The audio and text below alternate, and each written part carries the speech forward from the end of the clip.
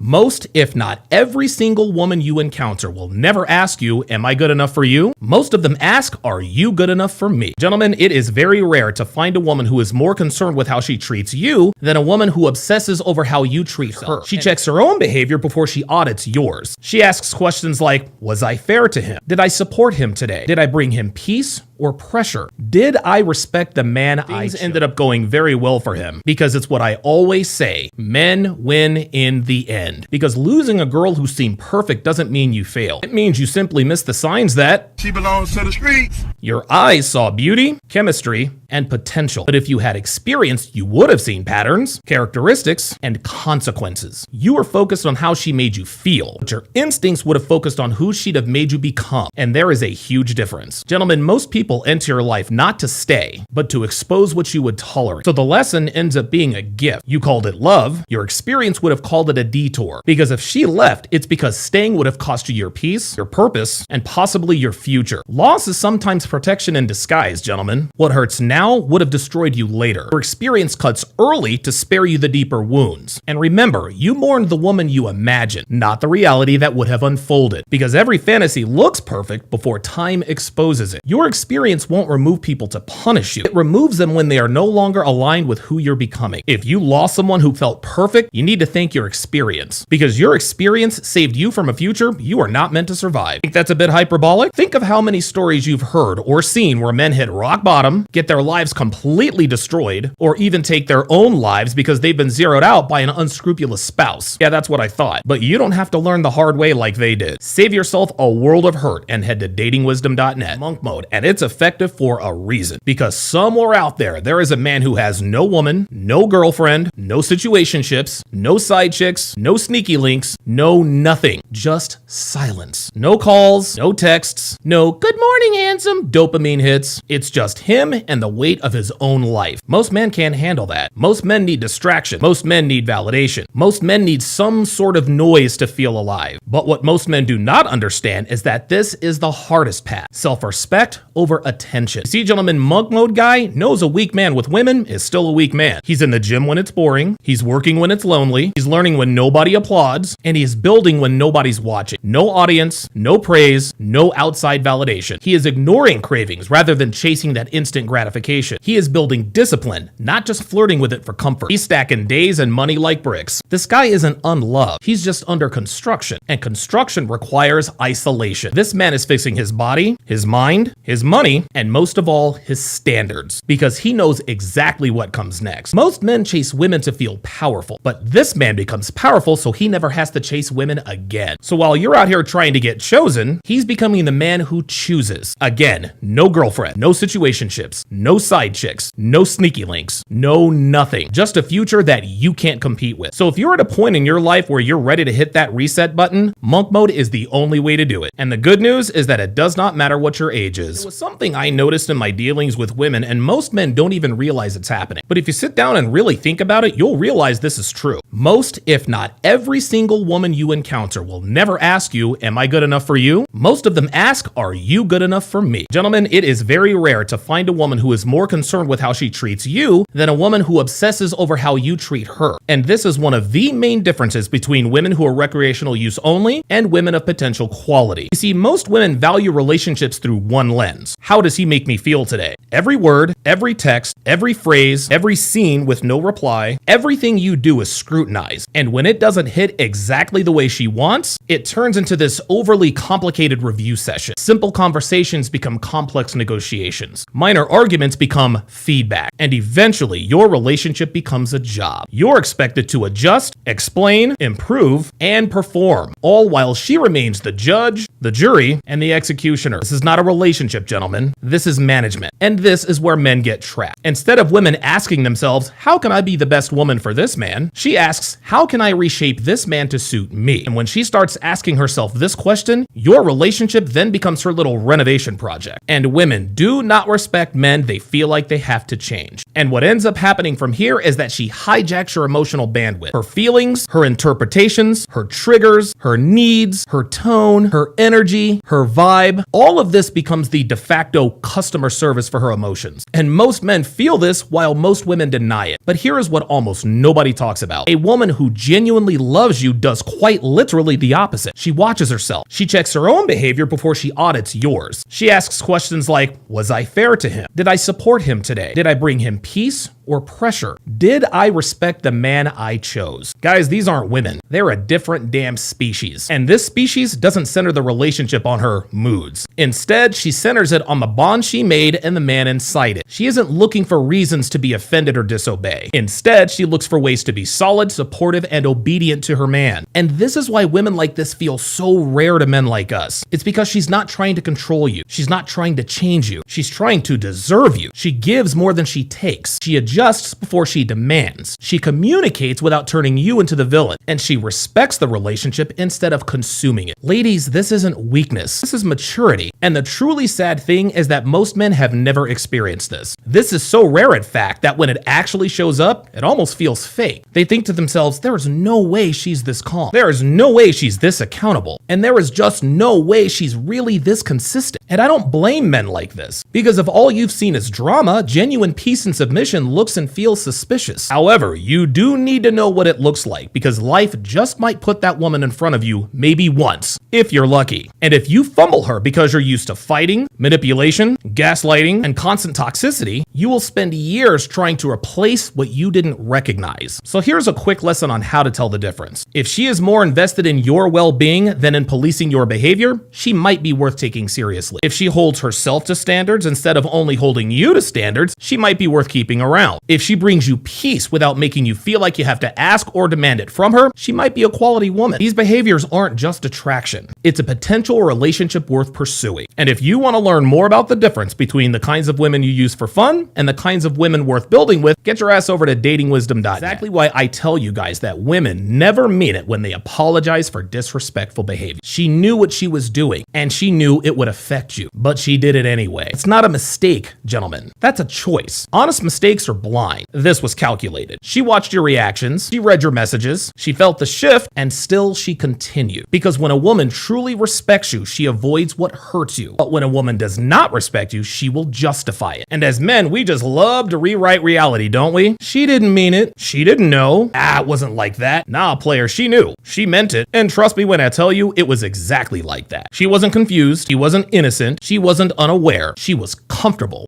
risking you. And here's the cold, brutal truth that most men can barely stomach hearing. Women will only gamble with you when they believe that you will stay. So don't argue, don't beg, and don't explain. Instead, let the consequences speak in a language she understands. That disrespect wasn't the action. It was the decision. And that decision was, I'm okay losing you. Again, she knew it would affect you, but she did it anyway. Never forget that. Because once you forget, you become that much easier to disrespect. And if you want to avoid that kind of disrespect, head on over to datingwisdom.net.